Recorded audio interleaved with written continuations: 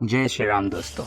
हिंदू धर्म में 33 करोड़ देवी देवता हैं और सभी देवी देवताओं की कथा कहानियाँ पौराणिक ग्रंथों में मिलती है। और अगर देवराज इंद्र की बात करें तो उन्हें देवताओं का राजा कहा जाता है, लेकिन इंद्र देवता की एक पदवी है। हिंदू धर्म में प्रमुख देवी और देवताओं की पूजा की जाती है और उनके मंदिर भी मौजूद हैं। लेकिन क्या आप जानते हैं कि इंद्रदेव की पूजा क्यों नहीं की जाती और उनका कोई मंदिर भी नहीं है? तो आइए दोस्तों, आज की इस वीडियो में जानते हैं कि आखिर इंद्रदेव की पूजा क्यों नहीं की जाती और उनका कोई भी मंदिर क्यों नहीं है। कश्यप और अदिति स्वर्ग के देवता इंद्र के माता पिता हैं। वह अग्नि के जुड़वा भाई हैं। माना जाता है कि आकाश देवता और पृथ्वी देवी से इंद्र पैदा हुए थे। इंद्र वर्षा के देवता हैं। वह 96 करोड़ मेघमाला के मालिक हैं। वह गर्जन, आकाशीय विद्युत और वर्षा के स्वामी हैं। ऐरावत हाथी और श्वेत घोड़ा इंद्र की सवारी है, जिस पर अक्सर इन्हें सवारी करते हुए दिखाया जाता है। इंद्र को ऐरावत हाथी समुद्र मंथन के दौरान प्राप्त हुआ था। कहते हैं देवराज इंद्र के पास 10,000 घोड़ों द्वारा चलित एक स्वर्ण रथ भी है। कहते हैं कि इंद्र का मुख्य हथियार वज्र है, लेकिन इसके साथ साथ वह अपने पास चक्र, कुल्हाड़ी और हाथी का अंकुश भी रखते हैं। कहा जाता है कि इंद्र का वज्र एक ऋषि की हड्डियों से मिलकर बना हुआ है। इसके पीछे भी एक कहानी है जो कि कुछ इस प्रकार है। वृत्तासुर का वध। यह सतयुग की बात है, जब वृत्तासुर नाम का एक राक्षस, जिसने संपूर्ण पृथ्वी पर हाहाकार मचा रखा था और पृथ्वी का संपूर्ण पानी चुरा लिया था। इससे परेशान होकर देवराज इंद्र ने यह कर लिया कि वह वृत्तासुर का वध करेंगे। लेकिन वृत्तासुर का वध इतनी आसानी से नहीं हो सकता था, क्योंकि उसे ऐसा वरदान प्राप्त था कि उसकी मृत्यु किसी भी अस्त्र शस्त्र से नहीं हो सकती। इस समस्या के उपाय के लिए सभी देवी देवता और देवराज इंद्र ब्रह्मा जी के पास आए।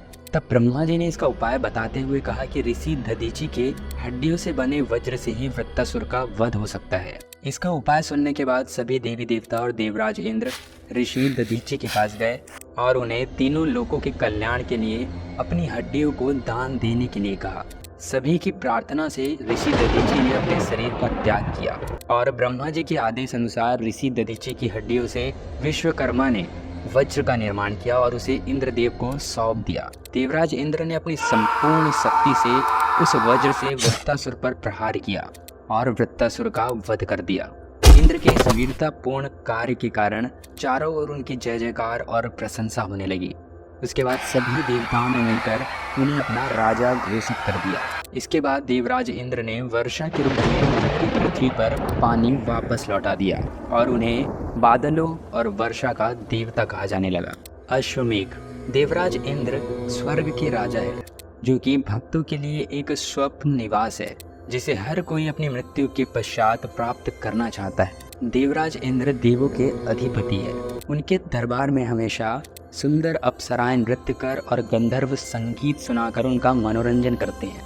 वह हमेशा इंद्रिय भोगों अर्थात ऐश्वर्य और सुख में डूबे रहते हैं। उनके पास किसी भी चीज की कमी नहीं है, फिर भी उन्हें हमेशा अपने पद को खोने का डर लगा रहता है, जिसका कारण है एक प्रथा, जिसे करके कोई भी उनका पद प्राप्त कर सकता है। जब कोई साधक धार्मिक अनुष्ठानों के नियमों का पालन करने हेतु 1000 अश्वमेघ यज्ञों को पूर्ण कर लेता है, इसलिए वह तपस्या भंग करने के सभी कुटिल प्रयास करते हैं, चाहे इसके लिए उन्हें कुछ भी करना हो। वह कभी तपस्वियों को अप्सराओं से मोहित कर तपस्या भंग कर देता, तो कभी राजाओं के अश्वमेघ घोड़ी चुरा लेता।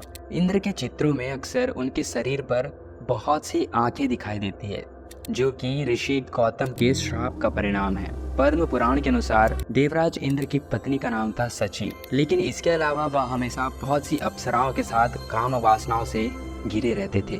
एक बार देवराज इंद्र विचरण करने पृथ्वी पर आए, तब उन्होंने कुटिया के बाहर ऋषि गौतम की पत्नी अहिल्या को देखा, जो कि बहुत सुंदर और रूपवती थी, जिसे देखकर वह उन पर मोहित हो गए। इसके बाद अहिल्या को छल पूर्वक पाने के लिए इंद्र ने अपनी माया से रात को सुबह जैसे वातावरण में बदल दिया, जिससे ऋषि गौतम को लगा कि सुबह हो चुकी है और वह आश्रम से बाहर निकलकर स्नान और पूजा पाठ करने के लिए चले गए।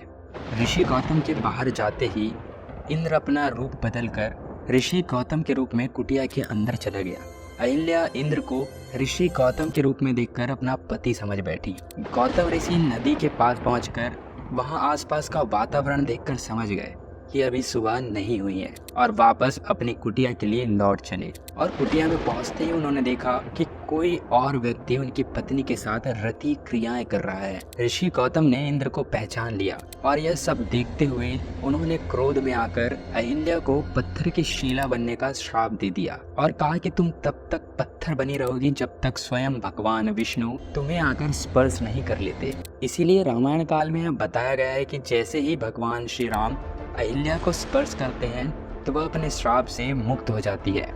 और ऋषि गौतम ने इंद्र को यह श्राप दिया कि तुम्हारे शरीर पर हजारों योनियां निकल आएंगी, जिसके चलते इंद्र के शरीर पर हजारों योनियां निकल आई। लेकिन इंद्र को अपनी गलती का एहसास हुआ और उसने गौतम ऋषि से माफी मांगी और फिर ऋषि गौतम ने उन हजारों योनियों को आंखों में बदल दिया, जिसके चलते हमेशा इंद्र के चित्रों में उनके संपूर्ण शरीर पर हजारों आंखें दिखाई देती है और उन्हें हजारों आंखों वाला देवता भी कहा जाता था। शुरुआत में इंद्रदेव की पूजा इंद्रोत्सव नाम से पूरे उत्तर भारत में होती थी और इस अवसर पर बड़े त्योहारों का आयोजन भी किया जाता था।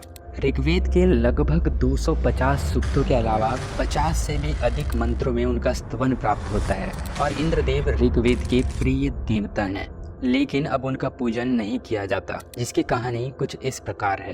कहते हैं कि देवराज इंद्र को देवताओं का राजा और अपनी शक्तियों पर बहुत अभिमान हो गया था। उसका अभिमान इतना बढ़ गया था कि वह धरती पर लोगों को अपनी पूजा करने के लिए कहता और अगर कोई इसकी पूजा ना करे तो उन्हें वर्षा रोककर दंडित करता था। पौराणिक कथा के अनुसार वृंदावन के गांव में एक बहुत बड़ी पूजा की तैयारी की जा रही थी, जिसे देखकर भगवान श्री कृष्ण ने गांव वालों से पूछा कि यह पूजा किसके लिए की जा रही है। तब गांव वालों ने बताया कि यह पूजा देवराज इंद्र को प्रसन्न करने के लिए की जा रही है। यह सुनकर भगवान श्री कृष्ण ने इंद्र पूजा रोककर गोवर्धन पर्वत की पूजा करने के लिए कहा। उनका यह मानना था कि गोवर्धन पर्वत हमें साल भर घास, फल, मूल तथा शीतल जल प्रदान करता है। ये पेड़, ये पर्वत हमेशा हमारे साथ रहते हैं और हमारा पालन पोषण करते हैं, तो हम किसी और देवता की पूजा क्यों करें जो हमें डराता है। इसके बाद श्री कृष्ण के निवेदन पर स्वर्ग के सभी देवी देवताओं की पूजा बंद हो गई और गोवर्धन पर्वत की पूजा धूमधाम से की जाने लगी। जब इंद्र को इस बारे में पता चला तो उसने प्रलयकालीन बादलों को आदेश दिया कि ब्रजवासियों पर ऐसी वर्षा करे कि वह डूब जाए और मुझसे आकर क्षमा मांगने के लिए विवश हो जाए। और ऐसा ही हुआ। जब वर्षा नहीं थमी तो ब्रजवासी जोर जोर से कराहने लगे। तब भगवान श्री कृष्ण ने गोवर्धन पर्वत को अपनी उंगलियों पर उठाकर ब्रजवासियों को उसके नीचे बुला लिया। गोवर्धन पर्वत के नीचे आते ही ब्रजवासियों को न तो गर्जना और न ही वर्षा का कोई असर पड़ रहा था। इसे देखकर देवराज इंद्र का अभिमान चूर चूर हो गया। इसके बाद भगवान श्री कृष्ण और देवराज इंद्र का युद्ध भी हुआ, जिसमें देवराज इंद्र की हार हुई और तब से ही देवराज इंद्र की पूजा का प्रचलन नहीं है। तो दोस्तों, बस यही तक था आज का वीडियो।